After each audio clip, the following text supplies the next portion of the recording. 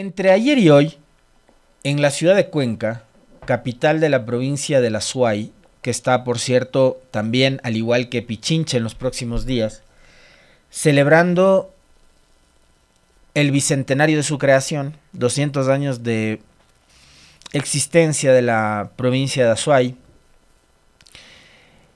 es sede, Cuenca, de un evento súper importante, que es esta Cumbre de Inversiones de Ecuador 2024, promovida por los gobiernos subnacionales o gobiernos locales, las prefecturas, las alcaldías y las juntas parroquiales. Aquí, importantísima intervención del CONGOPE, del Consorcio de Gobiernos Provinciales del Ecuador, liderado por Paula Pavón, de la Asociación de Municipalidades del Ecuador también, lideradas por Patricio Maldonado, y del CONAGOPARE, ¿no? De las juntas parroquiales, de los gobiernos más pequeños, pero al mismo tiempo quizás de los más importantes porque son los que están más cerca de la gente en las parroquias de nuestro país, más de 800, que está liderado por Pavel Cantos.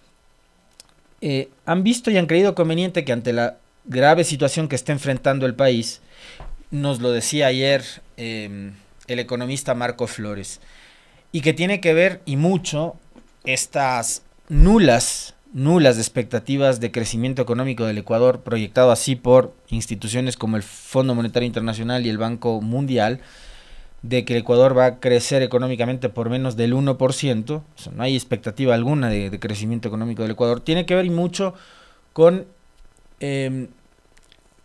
la escasa o casi imperceptible inversión pública por parte del Estado central, del gobierno nacional. Y acá, digamos, hay otros niveles de gobierno, en cambio, que sí tienen propuestas, que sí tienen proyectos y que tienen la iniciativa de generar inversión desde lo local. Y ahí es que se han juntado prefecturas, municipios y juntas parroquiales de todos los partidos políticos, por cierto, porque van a pensar que esta es de iniciativa de determinada organización política. No, ustedes saben que entre las 23 prefecturas, las 221 alcaldías y las más de 800 juntas parroquiales, ahí hay actores políticos, prefectas, prefectos, alcaldes, alcaldesas, vocales de juntas, de todas las organizaciones políticas, de absolutamente todas. Se han juntado para decirle a la empresa privada, a los organismos multilaterales, a la banca. Nosotros tenemos 130 proyectos priorizados por algo así como 3.400 millones de dólares, pero lo que necesitamos son recursos para que esos dineros empiecen a generar y a mover este motor de la economía que también son los gobiernos locales, con proyectos que se enfocan y por supuesto en temas que son vitales para la vida de un territorio, para la vida de una provincia, de un cantón, de una parroquia, relacionados con el riego, con la vialidad, con el ambiente, con el turismo, con la productividad, en definitiva con el empleo. Lo que se necesita son recursos, y en vista de que, por un lado, el país está atravesando una situación económica muy difícil, hay la iniciativa de estos gobiernos subnacionales de seguir trabajando y de seguir proponiéndole a los ecuatorianos la posibilidad de construir carreteras, construir puentes, proyectos sanitarios, turísticos, ambientales, para dotar de riego a la ruralidad, al campo, para promover de esta manera la agricultura, la ganadería, la producción nacional, a final de cuentas.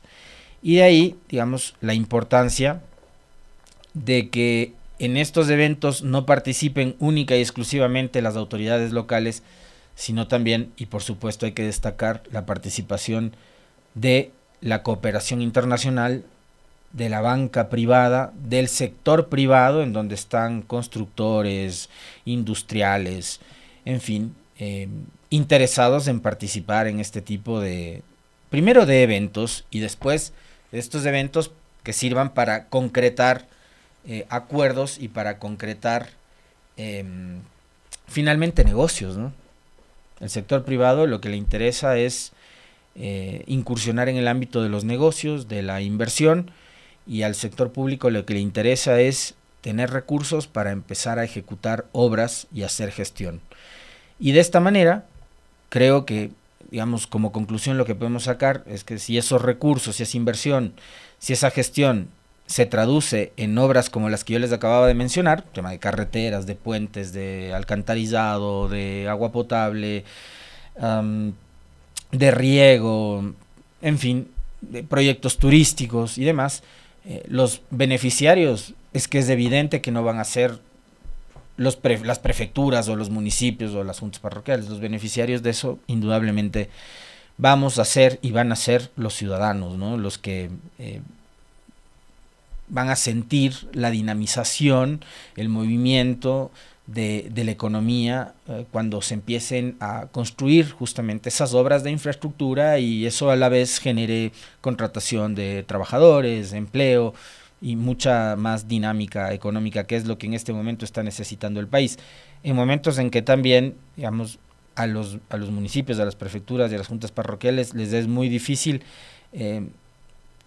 ejecutar esas obras y trabajar por el incumplimiento de las transferencias y de los pagos que tiene que hacer el gobierno nacional a través del Ministerio de Finanzas, que ahora, por cierto, han querido venderle al país como una gran noticia, que han incrementado los presupuestos o el porcentaje de presupuestos que se va a entregar a los gobiernos locales. Pues esa sería una gran noticia si el gobierno nacional a través de finanzas entregaría de manera puntual los recursos. El incremento del presupuesto per se no es una buena noticia. Sería una buena noticia sobre todo si es que entregarían puntualmente los dineros a las prefecturas, a los municipios, a las juntas parroquiales, y esto a su vez se traduciría en las obras que tanto necesita la gente. Eso por un lado, y quería empezar por ahí porque indudablemente esta sí es una buena noticia, porque recordarán ustedes además que hace algunos días atrás yo les planteaba en el comentario hablar sobre los ataques que habían empezado a recibir los gobiernos locales por parte de ciertos voceros del gobierno nacional y de ciertos medios de comunicación, ¿no? Que empezaron a cuestionarse y a preguntarse, ¿pero qué hacen las alcaldías? ¿Qué hacen las prefecturas? ¿Qué hacen las juntas parroquiales? Bueno, ahí están viendo ustedes que si solo en una cumbre de apenas 2 días se plantean 130 proyectos a todo nivel por 3.400 millones de dólares, se ve que hay mucho ánimo, no solo que están trabajando, por supuesto, en todo el país. Los niveles de gobierno más cercanos a los ciudadanos son los gobiernos locales. Están trabajando, han trabajado, unos más, otros menos. Como les decía aquella vez, siéntanse ustedes además en absoluta libertad de cuestionar, de criticar, de exigir, por supuesto, eso sí, todo el tiempo, aunque lo hagan bien, y si lo hacen si lo hacen mal, más todavía ustedes, de exigir a sus municipios, a sus prefecturas, a sus juntas parroquiales que cumplan con lo que ofrecieron, primero, con lo que ofrecieron en campaña, que lo hagan, y que lo hagan bien, y que lo hagan rápido. ¿Ya? Pero sí hay, unos trabajan más, unos trabajan menos, unos trabajan mejor, otros trabajan peor, pero finalmente es lo que tenemos. Y acá lo que se está viendo es que sí están trabajando, que hay 130 proyectos, que se necesitan además 3.400 millones de dólares para ejecutar esos proyectos, y que si es que se logra además una alianza desde el sector privado con el sector público, en este caso con los gobiernos subnacionales, pues sería fantástico, porque eso, como les decía, finalmente se traduce en beneficio para la gente, así de simple. Y hay que buscar, ¿no? Ante las circunstancias, ante las dificultades que nos plantea actualmente el país, lo que queda también es la autogestión. Así que en buena hora, y por cierto también el saludo y las felicidades del caso para el pueblo azuayo que está celebrando sus fiestas bicentenarias. Ayer, a propósito de esas fiestas, los prefectos, prefectas, alcaldes, alcaldesas que asistieron subieron una serie de fotografías que están en sus cuentas de redes sociales y que han empezado también a generar una serie de suspicacias y de rumores con respecto del momento político que vive actualmente el país y la proyección hacia las elecciones presidenciales y parlamentarias del próximo año. a mí no me gusta anticiparme a los hechos, indudablemente que ver trabajar en manera conjunta, con sinergia, con entusiasmo además y en equipo a gobiernos locales, indistintamente de la tienda política a la que pertenezcan, siempre va a ser motivo de buena noticia. Porque, insisto, son los que están más cerca de la gente y en buena hora que si están promoviendo la unidad, si están promoviendo el trabajo articulado, más todavía cuando se trata de provincias o de cantones que son vecinos, que son cercanos, que podrían suscribir una serie de convenios, de cooperaciones, etcétera, como lo ha hecho, por ejemplo, ayer la prefectura de la SUAY con el municipio de Guayaquil, en buena hora. Eso, si va a beneficiar a la gente, indudablemente que nosotros vamos a celebrar y vamos a reconocerlo y a comentarlo también, por supuesto. Ahora vamos con cosas que no son tan alentadoras, ¿no? Ayer, para variar, y a propósito del tema que les quiero plantear, voy a compartirles también una serie de datos de investigación digital que hace la consultora política, especialista en temas digitales, informáticos, y socióloga Alondra Enríquez, sobre el mal momento que está viviendo la política, y esto entiendo, creo que es a través de escucha digital, de las cosas que la gente en redes sociales comenta sobre la realidad nacional y la coyuntura política. Pero antes, por supuesto, sí vamos al gran tema, ¿no? Y después voy a aterrizar en este que es un llamado de atención que hace Alondra, y por eso les digo no se desconecten porque está muy bueno lo que ha publicado ayer en sus redes sociales con respecto de lo que cree y lo que piensa la ciudadanía, la gente, el usuario de las redes sociales, de lo que pasa actualmente en la política de este país, y creo que hay que también tratar de entender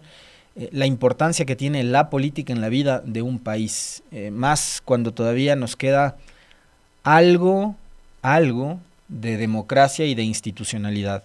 Yo soy de los que cree, probablemente algunos de ustedes o muchos de ustedes van a coincidir y discrepar conmigo, pero creo que nuestra democracia es una democracia amenazada, creo que es una democracia bastante frágil, y creo que también tenemos una institucionalidad absolutamente débil que debería fortalecerse también para fortalecer al mismo tiempo la democracia. Y esta es una tarea también de los políticos que hablaba hace un rato, de que trabajan en sus territorios, etcétera, también es una función que deberían cumplir ellos. Y por supuesto las organizaciones políticas, los líderes políticos, y creo que también como medios de comunicación y como periodistas, tenemos que empezar a asumir un rol mucho más responsable con lo que comentamos, con lo que decimos, en la forma en la que decimos, los mensajes que nosotros enviamos todos los días llegan a mucha gente, unos más, otros menos. Probablemente yo no tengo la misma sintonía que tiene un canal nacional, por supuesto, pero creo que la responsabilidad es tanto de ellos como de nosotros, para querer tener una sociedad más justa, lo que les decía hace un momento, una mejor democracia, una institucionalidad un poco más sólida. Es una institucionalidad hecha a pedazos, hecha a trizas la que tenemos ahora en el Ecuador, y que nos habla de un proceso de descomposición de los últimos 7 años que todos ustedes saben dónde empezó, pero el problema es que no sabemos en dónde va a terminar o en qué va a terminar.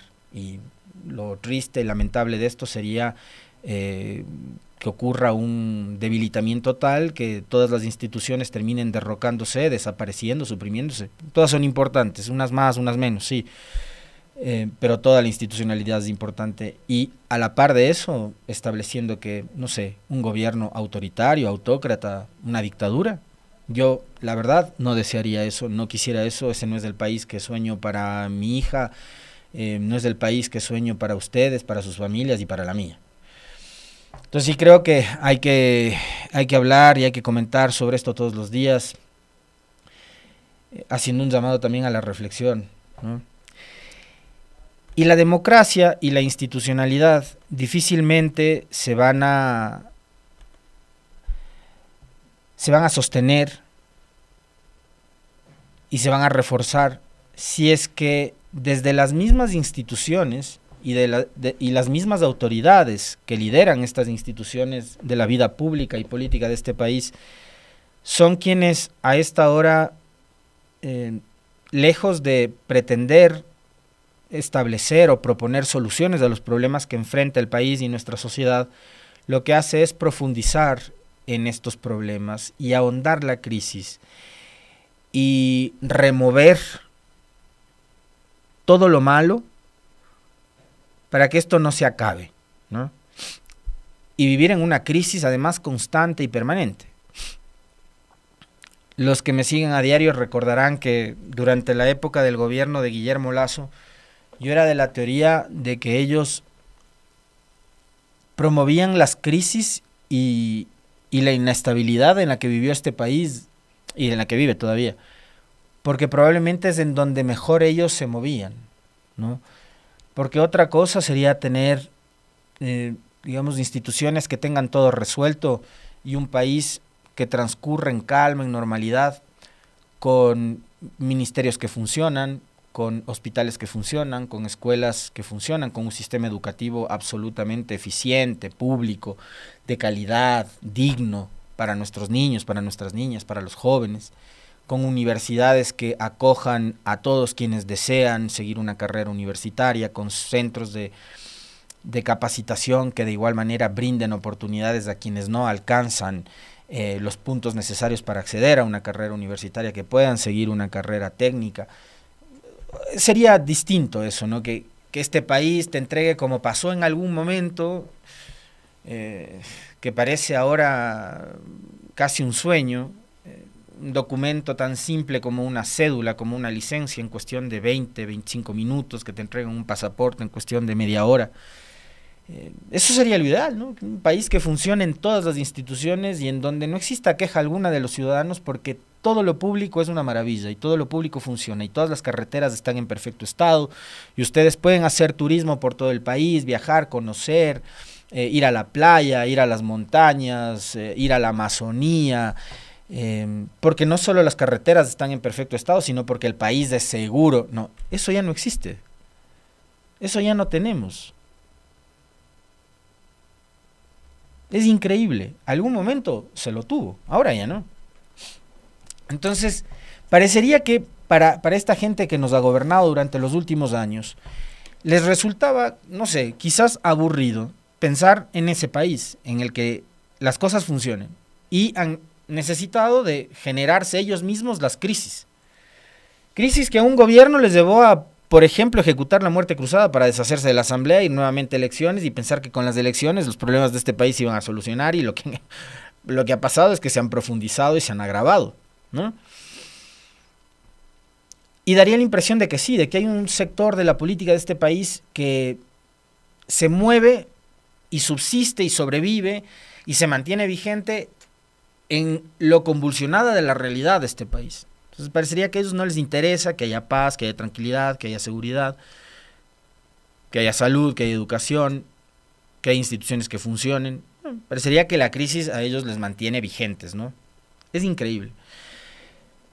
Y mucho de esto tiene que ver también con la ligereza con la que se maneja lo público y con la que se gobierna el país. Entonces, ni a ustedes ni a mí nos va a sorprender a estas alturas de la vida que sean precisamente autoridades, además del más alto nivel, las que, por ejemplo, promuevan noticias falsas o información falsa o cortinas de humo, como fue lo que sucedió ayer. El profe lo mencionaba en su editorial.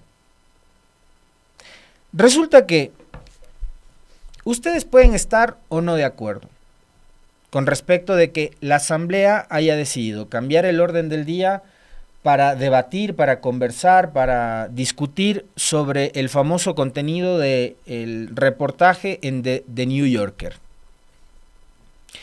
y las declaraciones o las revelaciones que hace el presidente Noboa en este producto comunicacional publicado por esta revista tan prestigiosa de los Estados Unidos. Quizás habrán ciudadanos que piensan que la asamblea ayer perdía el tiempo debatiendo sobre algo de lo cual además estábamos conversando muchos ecuatorianos. No sé si todos.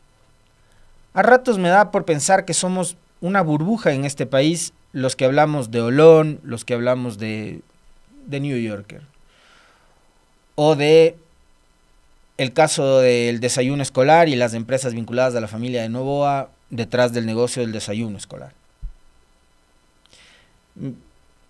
Una burbuja parecería que es la que habla sobre esos temas, pero estamos hablando todo el tiempo. No sé si de eso hablan en los barrios, en las esquinas, en los parques y en las plazas de este país. No sé si somos todos, pero sí somos una gran cantidad de ciudadanos que hablamos de estos temas. Y la asamblea seguramente se planteó la posibilidad de también centrar el debate de ayer y discutir sobre este asunto, porque no es solo que el presidente dijo un par de cositas ahí, que el periodista las publicó en su reportaje y nada más. No, como les decía, hubo cosas que eran muy interesantes, que además nos ayudan a conocer cada vez más los rasgos y el perfil psicológico del presidente Noboa, y otras que podían haber provocado algún problema diplomático de los que le encanta, parece, a este gobierno, ¿no? El problema con Rusia por el asunto de las armas que se iban a entregar a Ucrania. Problema con México, ya sabemos todos por qué razón, y ahora sabemos además provocado por qué. Problemas con Venezuela, porque a la canciller se le ocurrió desconocer el gobierno de Maduro, sin hablarlo siquiera con el presidente, no, o sea, al gobierno le encanta meterse en cada problema,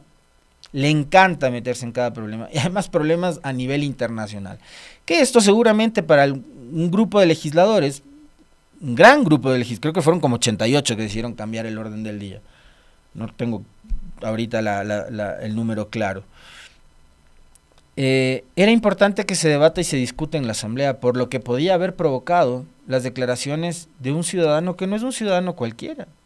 Y fíjense ustedes que yo ayer en el comentario les planteaba justamente eso. El presidente Noboa sigue siendo presidente aunque esté en la playa de Olón tomándose una pipa, un coco helado. El presidente Noboa no deja de ser presidente porque se vaya a surfear. Surfeando sigue siendo presidente. Si el presidente Noboa se junta con un grupo de ministros, amigos, panas, lo que sea, a tomarse un café o una cerveza, él sigue siendo presidente de la República. Y las cosas que él diga, peor todavía si las dice al lado de un periodista, al ser el presidente de la República cobran un nivel de trascendencia mucho más importante y diferente que lo que diga yo aquí en este espacio en el comentario.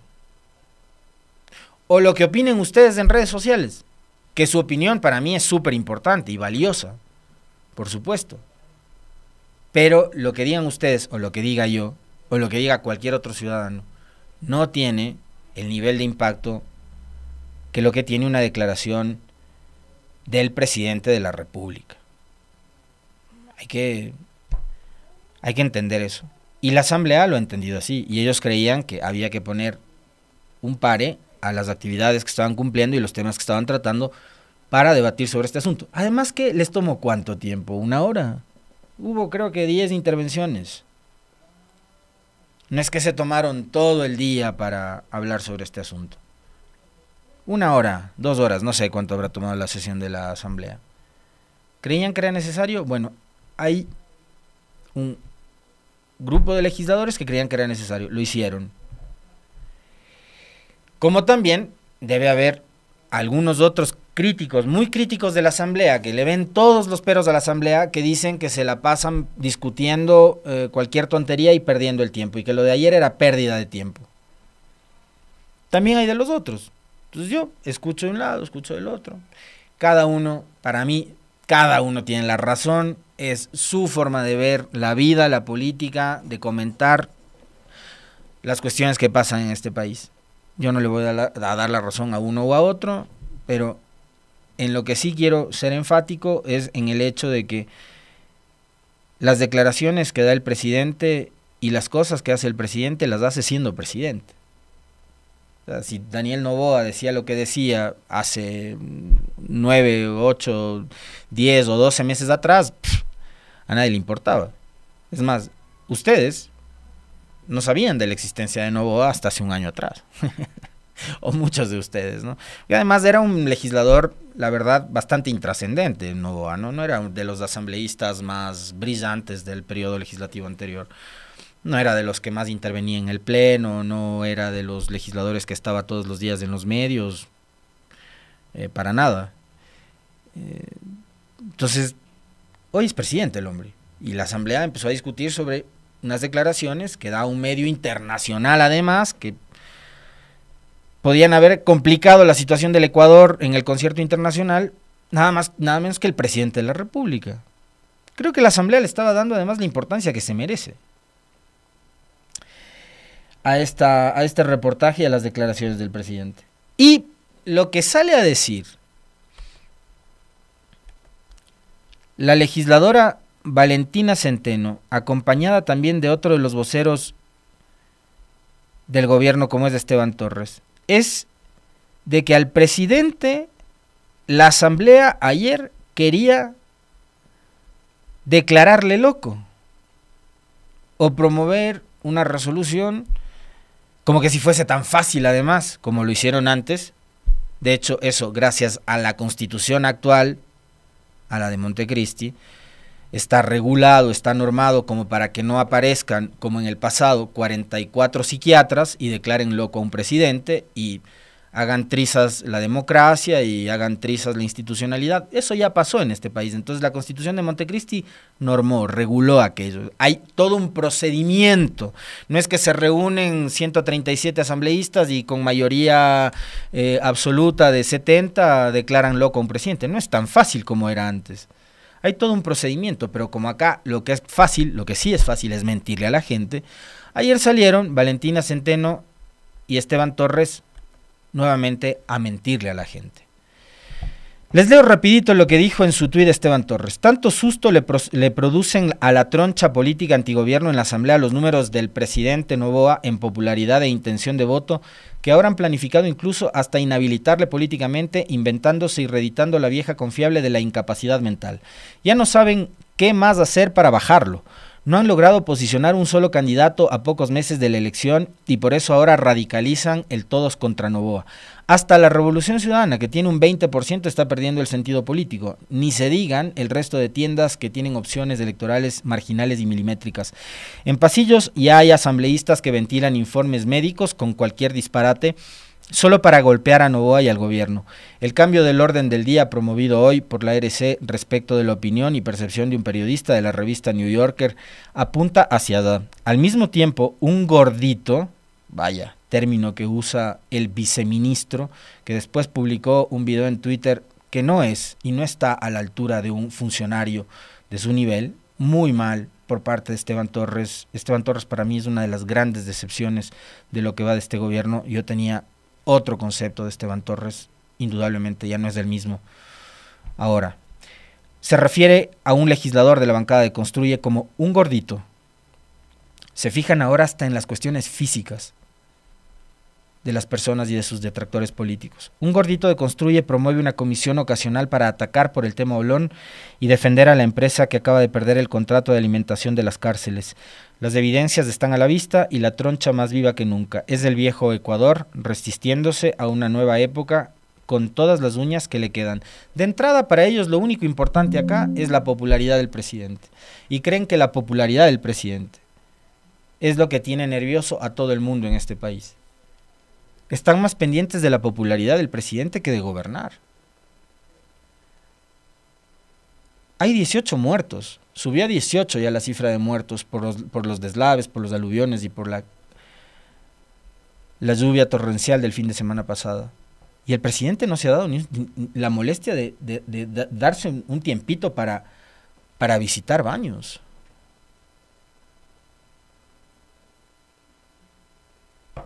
No deberían ocuparse de eso, pero están más preocupados del tema de la disputa política. Y por otro lado, la legisladora Valentina Centeno dijo que la mayoría busca declarar la incapacidad por inhabilidad mental del presidente. ¿Qué es lo que dice la resolución que fue aprobada ayer por la Asamblea? Y vamos a lo concreto. ¿Qué era lo que proponía la Asamblea? De eso vamos a hablar más adelante también con Blasco Luna. Artículo 1. Rechazar y condenar enérgicamente, como ente máximo de representación del pueblo ecuatoriano, las inoportunas, improcedentes, inapropiadas, inconvenientes y desafortunadas declaraciones emitidas por el presidente de la República, Daniel Noboa, en contra de presidentes Nayib Bukele de El Salvador, Gustavo Petro de Colombia, Gabriel Boric de Chile y Javier Milei de la República Argentina, publicadas en la revista The New Yorker en reportaje del 17 de junio del 2024 por el periodista John Lee Anderson, por constituir una grave afectación a la imagen internacional del Ecuador y una afrenta directa contra dichos mandatarios y los pueblos hermanos que representan, que generan potenciales afectaciones a las relaciones bilaterales, comerciales y de amistad que nos unen con los países y pueblos hermanos antes mencionados, y señalar que las mismas no corresponden al sentir de los ecuatorianos. Artículo 2. Exhortar al presidente constitucional de la República que se abstenga de emitir criterios personales y se ciña su condición de primer mandatario que le obliga a dar declaraciones de manera prudente y responsable, en procura de mantener las relaciones internacionales armoniosas y de respeto absoluto a los estados hermanos. Artículo 3. Extender disculpas públicas a los presidentes señalados en el reportaje, ¿no? Ahí están los nombres. Eso era todo. Era rechazar y condenar las declaraciones del presidente y, por otro lado, hacerle un llamado, exhortarle al presidente a que sea más responsable con las declaraciones que da, por el motivo que yo les señalaba el día de ayer a ustedes. Él es presidente. No es el hijo del hombre más rico de este país, nada más. No es un empresario exitoso, nada más. Es el presidente de la República. Y la Asamblea lo que ha hecho es, además, me parece muy, muy pertinente, la Asamblea emitir disculpas, ofrecer disculpas a los presidentes ofendidos en este reportaje. Cosa que el gobierno, por supuesto, públicamente no lo ha hecho. Entiendo que la canciller ha pegado unos telefonazos a los gobiernos aludidos, pero no sé si con el afán de ofrecer disculpas.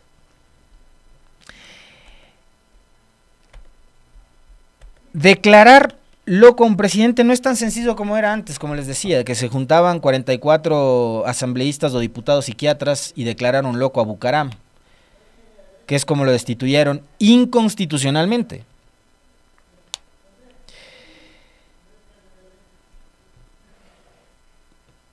Las causales para cesar en funciones a un presidente de la República por incapacidad mental constan en el artículo 145, numeral 5 de la Constitución de la República del Ecuador. Y hay una serie de procedimientos y pasos que toman tiempo además.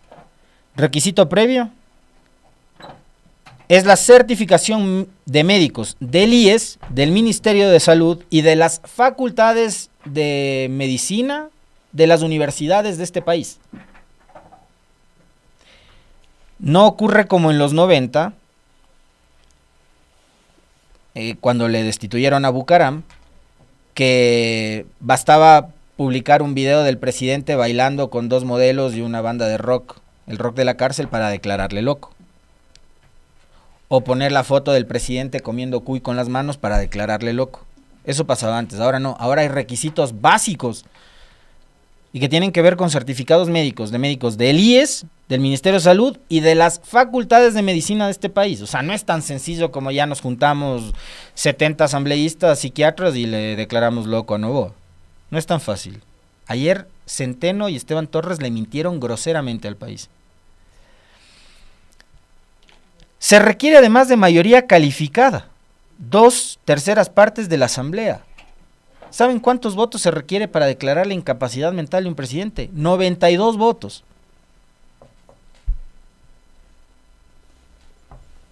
Habrá 92 votos, pero además, hasta que hagan el pedido de los certificados médicos y demás, ¿cuánto tiempo va a pasar?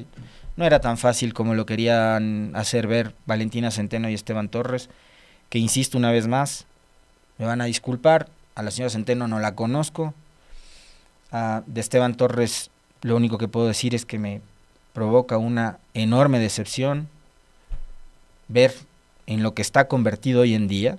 La respuesta de ayer en Twitter con un video, es impublicable acá el video con el que le respondió al asambleísta de Construye, al que antes le había dicho gordito. Es impublicable. No es esa respuesta digna ni de la altura de un funcionario del nivel de Esteban Torres. Decepción total. Y voy a lo que les manifestaba hace un momento, a propósito de lo que provoca estos dimes y diretes, la actuación del presidente, sus respuestas ante un medio de comunicación internacional, la reacción de la asamblea, bronca entre el ejecutivo y el legislativo, bronca en el sistema judicial porque nadie confía en la justicia de este país, bronca a todo nivel. Todo es bronca, todo es disputa, nunca hay una buena noticia para este país, excepto excepciones como la que mencionaba al inicio de este comentario hoy, que por cierto es la segunda y final jornada de la cumbre de inversiones en Cuenca, pero todo es un despelote, y ese despelote a la gente le provoca lo que Alondra Enríquez ha publicado ayer después de hacer un análisis e investigación de esta escucha social. Dice Alondra en su publicación de Twitter: el Ecuador atraviesa la descomposición política más crítica de los últimos 60 años. La política, dice Alondra, hoy interesa cada vez menos y eso no es responsabilidad de los electores. Yo creo que sí hay una corresponsabilidad, un cierto nivel de corresponsabilidad. Ahí discrepo un poquito, me voy a tomar el atrevimiento de discrepar en eso con Alondra. Dice, eso no es solo responsabilidad de los electores, sino de la falta de coherencia de responder con objetividad a sus necesidades y demandas. Los políticos hoy han perdido la visión y están lejos de entender la dinámica de la población actual. Suscribo al 100%. No todos, por supuesto, pero muchos sí. Y en el gobierno creo que están la mayoría. Y en la oposición también hay de los otros que están perdidos sin dar respuesta y sin entender la dinámica de la población actual. Según Social Alert y Social Scan, en redes sociales las preocupaciones más inmediatas en las últimas 24 horas son: número 1, apagones. Estamos en siglo XXI y la preocupación de la ciudadanía son los apagones. Número 2, subsidios, el precio de la gasolina. Número 3, seguridad. El día lunes, José Serrano dijo que estábamos por encima de las 2.600 muertes a junio del 2024. 4. Educación. Peleas en los centros educativos, sicariato, robos, entre otros, en instituciones educativas de la costa. Y 5. Crisis en el sector de la salud. En medio de estas preocupaciones, la Asamblea decidió cambiar el orden del día y discutir el perjuicio de las declaraciones del presidente Daniel Noboa en The New Yorker. Según Social Alert, en las últimas 8 horas, la Asamblea generó los siguientes datos. A nivel de popularidad, la decisión impulsada por el legislativo de discutir el efecto de la entrevista de Daniel Noboa en el medio estadounidense elevó significativamente el negativismo, registrando un 85.11%. Los usuarios han criticado fuertemente la postura del legislativo. Lo que les decía hace un momento, no imaginaba que era tan alto, 85%. Es importante mencionar que pese a registrar 1.100 publicaciones sobre el tema, se emitieron 22.400 comentarios. Los mismos fueron criticando la falta de celeridad en otros puntos trascendentales para el país dentro del legislativo. Los usuarios han exigido respuestas en temas económicos. A propósito de los subsidios, en seguridad esperan que se implementen de forma inmediata las preguntas votadas en la consulta popular, entre otros. En medio de la crisis política entre el Ejecutivo y el Legislativo, los usuarios han vuelto a pedir la disolución de la Asamblea Nacional por no responder a sus necesidades más inmediatas. ¿Se acuerdan lo que yo les decía hace segundos nada más? Que nuestra democracia es absolutamente débil y frágil. No, ahora tenemos a la gente en redes sociales pidiendo que manden a la casa otra vez a los asambleístas. Los likes registrados obedecen a apoyo a comentarios de crítica a la Asamblea Nacional. Los mismos fueron 39.839 likes y en apoyo a su discusión de hoy se obtuvo 2.961. Así que políticos en general, gobierno, asamblea, partidos políticos, en serio, pongan las barbas en remojo y pónganse a pensar en serio, ¿qué le van a proponer al país en febrero del 2025? Revolución Ciudadana, ADN, Partido Social Cristiano, Construye, Creo, todas las organizaciones políticas. Conéctense con la realidad, no su realidad. No la de sus líderes, no la de su partido, adentro. Conéctense con la realidad que vive la gente afuera en las calles. La gente que no tiene que comer, la gente que no tiene plata para cubrir sus medicamentos, la gente a la que no le alcanza el sueldo o la pensión que recibe. Gente que se tiene que ir del país, porque acá están huyendo o del desempleo, de la falta de oportunidades o de la violencia. Ocúpense de eso. Por un segundo dejen de pensar en que quiero ser candidato. No, quítate tú, no yo, no yo. En serio. Ustedes finalmente, digamos, estarán muy pendientes y preocupados de lo que van a resolver hacia adentro para los nombres, los escaños, las curules, las caras, las fotos, la campaña, la estrategia y el eslogan. Pero ahí está, esta vez eligieron una estrategia, la del candidato de cartón, un eslogan, la del Nuevo Ecuador. Los resultados están a la vista. En la próxima elección también, y por eso yo siempre hablo de la corresponsabilidad, los electores van a tener que elegir entre un proyecto de país y una estrategia de TikTok.